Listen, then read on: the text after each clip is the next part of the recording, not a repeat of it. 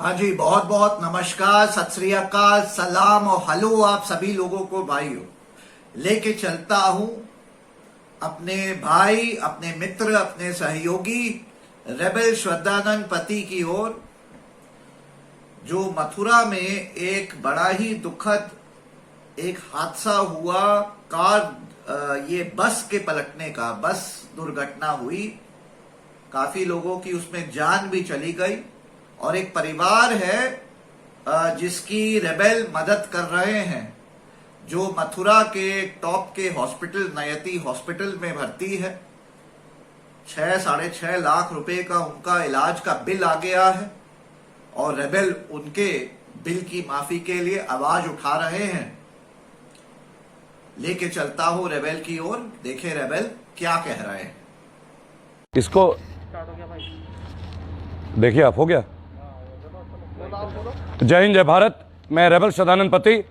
भाई और बहनों, आज आप सबके बीच, मेरे पीछे आप देख सकते हैं नयति मेडिसिटी।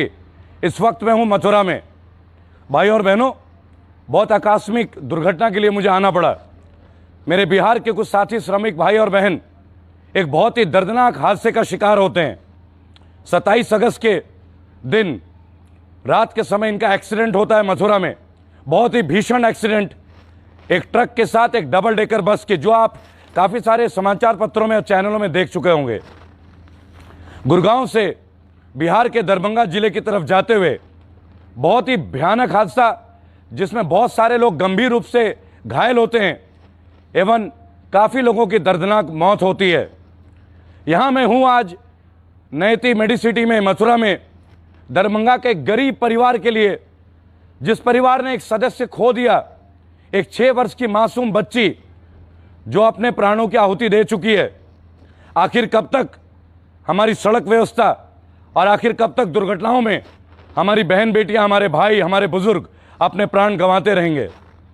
मैं धन्यवाद देना चाहूंगा नयति मेडिसिटी के तमाम स्टाफ को और उन लोगों को, विशेष तौर पे कुछ स्वयंसेवी संगठन और हमारे साथी पत्रकार परवेश जी, जिन्होंने बहुत सहायता की इस पूरे परिवार को। उनको अभी आपके सामने मैं कैमरे में भी लेकर अवश्य आऊंगा।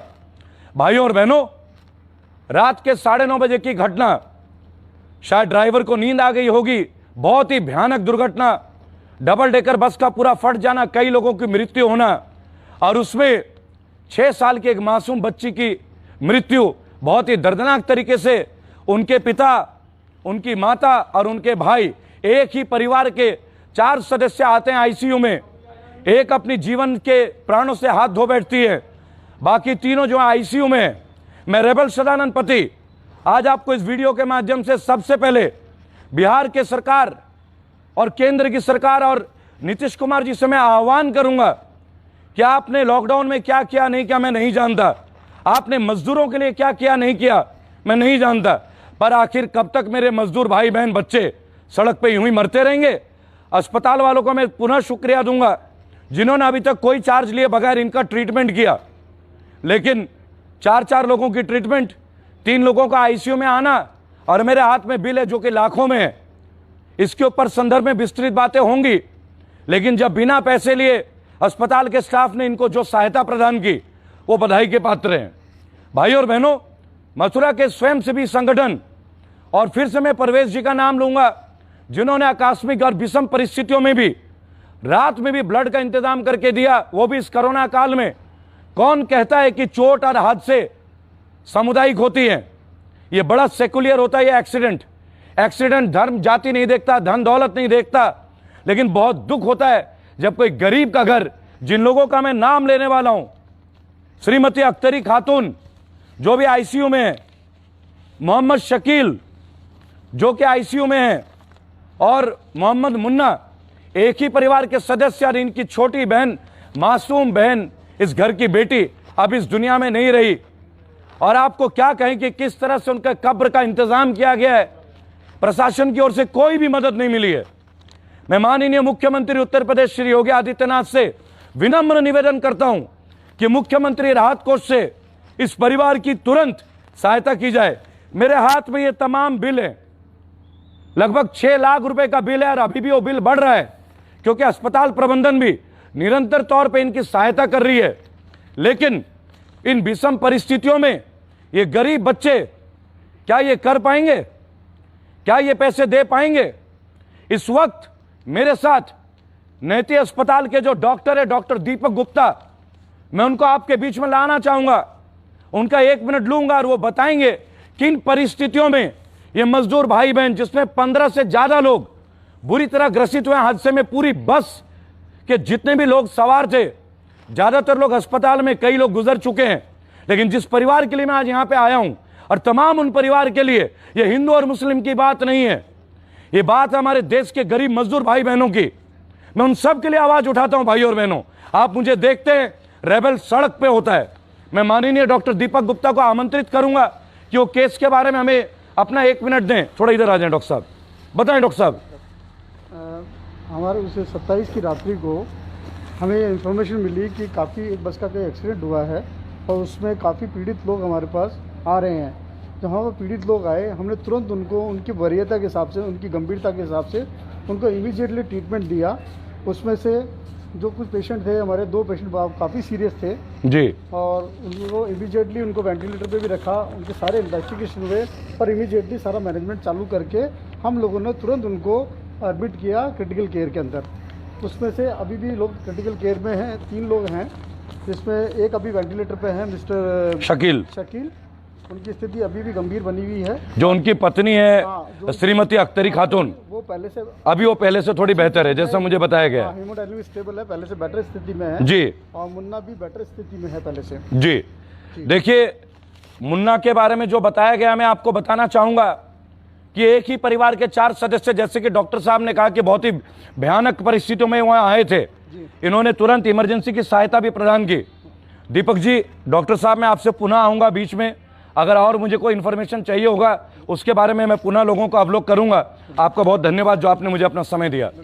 भाइयों और बहनों, मैं इस परिवार के एक सदस्य अख्तरी खातून, उनके भाई मोहम्मद शमशाद जी को अपने पास बुलाऊंगा और वो बताएंगे कि वो किस तरीके के परिवार से संबंध रखते हैं। आप बताएं, क्या आपका परिवार की क्या स्थिति है बिहार में? आप कैसे रहते हैं? क्या आपका मकान है, नहीं है? आप बताएं। ये वीडियो माननीय मुख्यमंत्री नीतीश कुमार जी को भी जाएगी और माननीय उत्तर प्रदेश के मुख्यमंत्री श्री योगी आदित्यनाथ जी को भी हम भेजेंगे। बताएं जी। हमारे परिवार, जोर से बोलिए। हमारे परिवार को ना तो घर है न रहने का जगह है। वो गरीब परिवार है, मजदूर है, मजदूरी करते हैं तो खाते हैं, मजदूरी नहीं करते तो क्या करते थे मोहम्मद शकील आपके जीजा जी? क्या करते हैं? वो रबड़ फैक्ट्री में लेबर क्लास के लोग हैं। कहाँ पे काम करते हैं वो लेबर फैक्ट्री? गुड़गांव में। जी सर। और उनका बेटा मुन्ना भी जो अस्पताल में आईसीयू में, वो भी वहीं काम करता था? नहीं सर, वो बच्चे रहते थे माँ बाप के साथ। अच्छा, आपकी बहन, उनका नाम बताएं। अख्तरी खातून। वो क्या करती हैं, उसके बारे में जरा जानकारी दें आप मुझे। वो अपने शहर के साथ रहती थी, एक परिवार के साथ। इनकी पारिवारिक आय क्या है? महीने के क्या रुपए कमा लेते हैं ये? मुश्किल से 10,000 रुपए होते हैं। भाइयों और बहनों, आपको मैं बताना चाहूंगा, देखिए, ये आपका अख्तरी खातून का बिल है 1,34,960 रुपए अभी तक का, जो पिछले 3 दिन का है। ये मोहम्मद शकील साहब का बिल है 2,18,81 रुपए। और भाइयों और बहनों, ये उनके बेटे मोहम्मद मुन्ना का 96,500 का बिल है। और बिल यह और भी बढ़ रहेगा क्योंकि ट्रीटमेंट अभी चल रही है। आप मेरे पीछे अस्पताल को देख सकते हैं, नैती मेडिसिटी, मथुरा का जाना माना अस्पताल। भाइयों और बहनों, मैं धन्यवाद दूंगा कि ये इस तरीके से जो है, इनको अभी तक इन्होंने कोई पैसे नहीं लिए, लेकिन अस्पताल प्रबंधन ने जो ये बिल दिया है, आप जो ये बिल इनको दिया गया, इसका भुगतान भला ये मजदूर परिवार कैसे कर सकते हैं? उनको बंद करवा दीजिए ना 1 मिनट। ये बिल, ये गरीब परिवार, मेरे साथ जो मोहम्मद शमशाद साहब बैठे हैं, ये अख्तरी जी के भाई हैं, बेहद गरीब परिवार से हैं। भाई और बहनों, एक मजदूर परिवार जिनका अपना मकान नहीं है, 8,000 से 10,000 रुपए के मजदूरी धाड़ी पे काम करते हैं, भला वो 6-6, 8-8 लाख रुपए का बिल कहां से दे? मैं रेबल सदानंद पति, माननीय मुख्यमंत्री बिहार सरकार नीतीश जी से आवेदन करूंगा, निवेदन करूंगा कि इस परिवार की तुरंत सहायता करें। मेरा फाउंडेशन रेबल सदानंद पति फाउंडेशन, मेरा व्हाट्सएप नंबर 8800092747।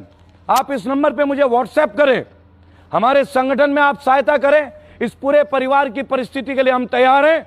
और लाखों करोड़ों भाई तैयार है। इसमें ना हिंदू देखा जाएगा ना मुसलमान देखा जाएगा, क्योंकि मजदूरों की कोई जात नहीं होती। और इस वीडियो के माध्यम से मैं एक बात आपसे और कहना चाहूंगा, नेता प्रतिपक्ष माननीय श्री तेजस्वी यादव जी, बिहार में चुनाव आने वाले हैं, बिहार में चुनाव आने वाले हैं। दरभंगा से भी आप लोगों के कैंडिडेट होंगे। जो भी व्यक्ति दरभंगा से अपने चुनाव की प्रक्रिया में, मैं उनसे अनुरोध करूंगा, ये सबसे उचित समय है जब आप मोहम्मद शकील साहब के परिवार को और तमाम और भाई बहन जो इस जिले से संबंध रखते हैं और मजदूर हैं, जिनके परिवार में मौत हो चुकी है, इस परिवार की सहायता करें, इस परिवार के लिए आगे आएं। ये परिवार इस परिस्थिति में नहीं है कि अस्पताल के इतने बड़े बिल को चुका पाएं। मैं माननीय एसपी साहब ग्रोवर साहब जो कि एसएसपी सिटी है मथुरा के, अभी मैंने उनसे बात की है। डीएम साहब को मैं अभी अपना प्रेस विज्ञप्ति दे रहा हूं। मेरे साथी जर्नलिस्ट भाई परवेज जी को मैं चाहूंगा मेरे साथ आए, अपना 2 मिनट का बहुमूल्य समय मास्क हटा कर में दे।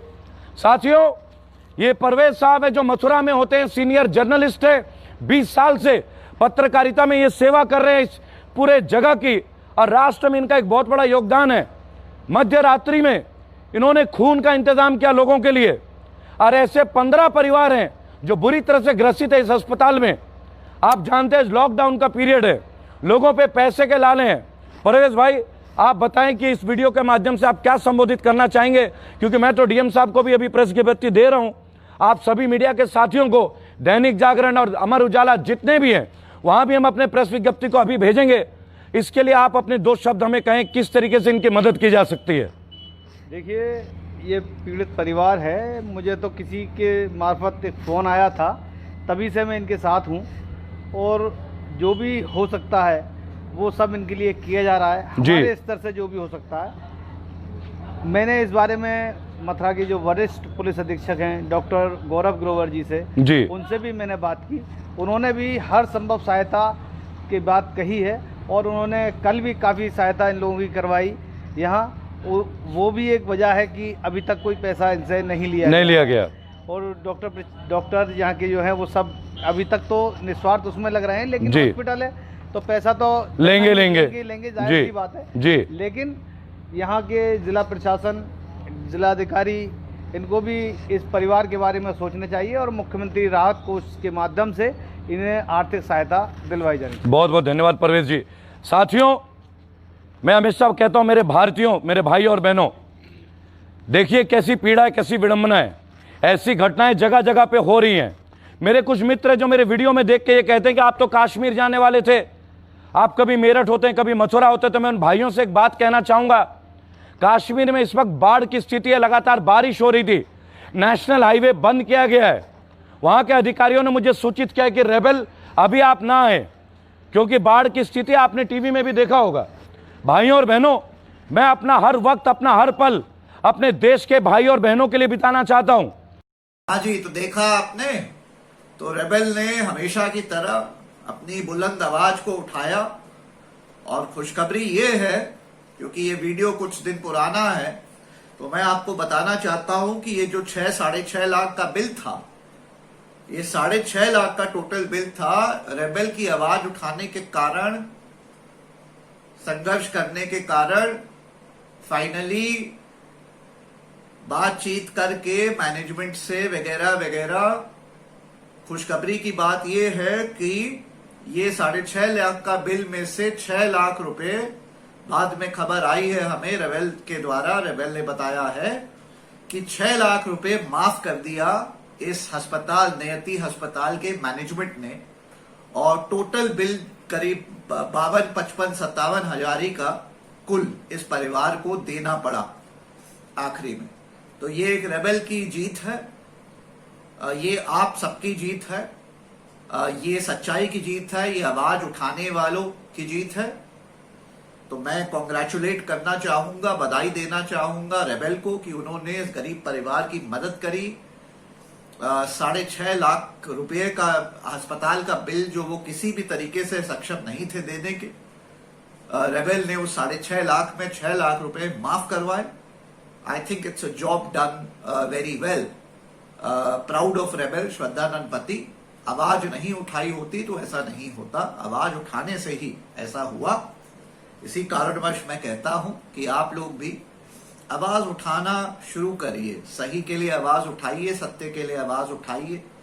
जहां गलत हो रहा हो, एक्सप्लॉयटेशन हो रही हो, वहां उसके खिलाफ आवाज उठाइए।